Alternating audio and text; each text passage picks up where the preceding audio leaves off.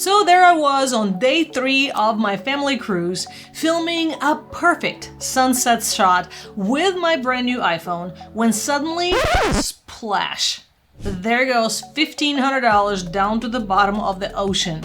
Yep, that happened to me last month, and let me tell you, watching your main filming camera disappear into the ocean is not exactly what you'd call a vacation highlight. But here's the thing. This experience actually taught me some pretty valuable lessons that I think every cruiser needs to hear.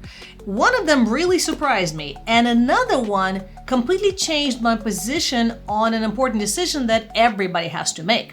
So, if you love cruise tips and real stories of what can happen and go wrong on vacation, hit that subscribe button because we're diving deep into this mess today. Let's start with the obvious. Losing a $1,500 phone costs a lot of money. But here's what it really hit me. $1,500 is what we used to pay for an entire computer 10 years ago. I mean, think about it. Dropping my phone overboard right now is like taking my laptop and just throwing it overboard into the ocean back then. So that really puts it in perspective really quick. But the real cost goes way past that. Unfortunately, I didn't have my phone fully backed up, so we're talking about all those photos that I lost, having to re-download every single app, reset up your passwords, your two-factor authentication. In fact, I still can't get into one of my business accounts because it's locked me out, and it wants me to get the code from the Google Authenticator that's at the bottom of the ocean. So the time investment alone is massive. And so it's not just money, it's everything that comes with it. Now here's where things get interesting, and it's probably the biggest lesson I learned. As a content creator, my iPhone is literally my main filming camera. So on every cruise, I film everything. The food, the shows, the ports, the sunset shots. I mean, that's my business, right? So when that phone went overboard on day 3 of a 7-day cruise, I couldn't create any more content for the rest of the cruise. And at first, it was quite a shock. But you know what happened? I was forced to fully experience the cruise instead of filming it. And what's important to note here is that I purposefully go on extra cruises for business, both as a content creator and as a travel advisor, so that I have that first-hand experience to help others create the best vacation. And whether it's through just advice here on YouTube or by working with me directly. But the crazy part is, when regular cruisers who don't have a content plan or business need are doing the same thing. I see families who have been planning their once-a-year big dream vacation at dinner, and everybody's sitting on their phones. They're not talking, they're not communicating.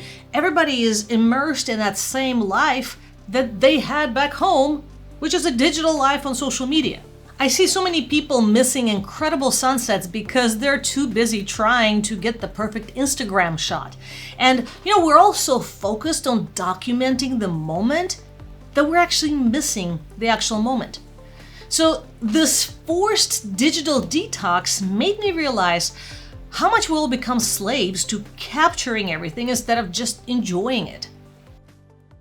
Now, speaking of phones everywhere, can we talk about how impossible it is to actually disconnect on cruises now? Everything is controlled by the app. Your reservations are made in the app. And on some newer ships, like we just sailed on MSC World America, loved it, but you get your menu and you order your food by scanning a QR code with your phone. So even if you want to disconnect, the cruise lines are making it practically impossible. It's crazy how much cruising has changed over the last few years. The ships are now pushing Wi-Fi packages constantly, and then they make everything dependent on having your phone with you. So it's like they want you to stay connected, but also want to charge you for the privilege. Okay, so how did this actually happen?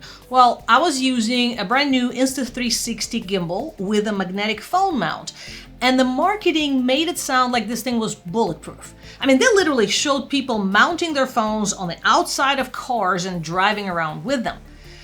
After I lost my phone, I took my husband's phone and tested that same magnetic connection over our bed so that it could land safely. And guess what? I bumped it slightly, and that's exactly what happened on a cruise. I just bumped the rail. And as soon as I did that, the phone popped right off, with barely any pressure. So marketing was a complete BS. And don't get me started on the waterproof phones. Of course, your iPhone might survive a drop in the pool, but waterproof doesn't mean survives a trip to the ocean floor, if you know what I mean. So what's the lesson here? Always test your gear yourself before you trust it with something expensive, especially when you are hanging it over the side of the cruise ship. So should you get phone insurance? Well, it really depends. Here's my take on this. Most carriers charge $7 to $10 a month for full coverage, and Apple Care Plus right now is at about $13 a month. So if I had been paying that for the last 20 years, I could have bought multiple phones several times over. And this is actually the first time something like that happened to me in 15 years of cruising and 30 years of traveling. So for me personally, self-insuring made more sense than paying the monthly fee. However, now that I am traveling on cruises a lot more and actually filming with my phone, I decided that it is worth it to me. So you really want to calculate your own risk factors. Are you clumsy? Do you take a lot of adventure trips? Are you always filming near water? Then maybe insurance makes sense for you. It's really all about knowing yourself and your habits. But here's the silver lining. When you are forced to disconnect, you really do disconnect. And I remember when we started cruising, that was the number one favorite thing that I had about cruising. We just went and disconnected. Without the phone, you can't check your emails, you can't scroll social media, you can't get distracted by notifications every 5 minutes. And you know what? It was actually amazing. I had more conversations with my friends at dinner, except for when they were on their phones, and I sat there looking at them because I didn't have one. I watched the entire sunset without trying to film it. I actually paid attention to the shows instead of half watching while trying to video it from the best angle. And it takes a conscious effort to put the phone down when you have it, but when you don't have a choice, you just remember what it's like to be just present in the moment. At the end of the day, here's the most important lesson I learned. Life goes on. As much as we're attached to our technology, losing your phone is not the end of the world. Yes, it's expensive. Yes, it's inconvenient, but it doesn't define your experience. I had an incredible cruise even without my iPhone, and maybe it's because I didn't have my phone. So sometimes the best things happen when we're forced out of our comfort zones. Now I'd love to hear from you. Have you dropped anything really valuable off a board? What would you do if you lost your phone on day 3 of a cruise and had to go without it?